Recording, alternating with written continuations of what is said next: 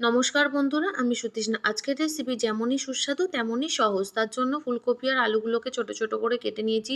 ধনে, জিরে, কাঁচা লঙ্কা, এলাচ, দারচিনি দিয়ে একটা পেস্ট বানিয়ে নেব। কড়াইতে সাদা তেল গরম করে আলুগুলো লাল করে ভেজে নেব। তার মাঝখানে ফোড়ন দিয়ে দেব জিরে আর কালো জিরে। এবার ভালো করে ভেজে নেওয়া হয়ে গেলে দিয়ে দেব ফুলকপিগুলো আর দেব স্বাদ মতো নুন। দিয়ে একটুখানি নাড়াচাড়া করে নিয়ে ৩-৪ মিনিটের জন্য আস্তে আস্তে ঢাকা দিয়ে রেখে দেবো, যাতে জলটা বেরিয়ে ফুলকপিটা অর্ধেক সেদ্ধ হয়ে যায়। এবার ঢাকনা খুলে দিয়ে দেবো আগে থেকে বানিয়ে রাখা পেস্ট, দিয়ে দেবো হলুদ গুঁড়ো, কাঁচা লঙ্কা, টমেটো। এবার খুব ভালো করে নাড়াচাড়া করে নিয়ে দিয়ে দেবো স্বাদের জন্য সামান্য চিনি। আপনারা চাইলে চিনিটা নাও দিতে পারেন বা একটু গুঁড়ো দিতে পারেন। দিয়ে দিলাম ভেজে রাখা বাদাম। এবার খুব ভালো করে কষিয়ে নিয়ে মশলার গন্ধ চলে গেলে অল্প একটু জল দিয়ে আবারও ঢাকা দিয়ে দেবো, যাতে আলু আর ফুলকপিগুলো সেদ্ধ হয়ে যায়। ঢাকনা খুলে নাড়াচাড়া করে নিয়ে একদম জলটা শুকনো শুকনো করে নেব। আর নামানোর আগে ২ চামচের মতো ঘি ছড়িয়ে দিলেই তৈরি দারুণ স্বাদের ফুলকপি ঘন্ট। ভালো লাগলে লাইক, কমেন্ট, সাবস্ক্রাইব এবং শেয়ার করতে কিন্তু ভুলবেন না।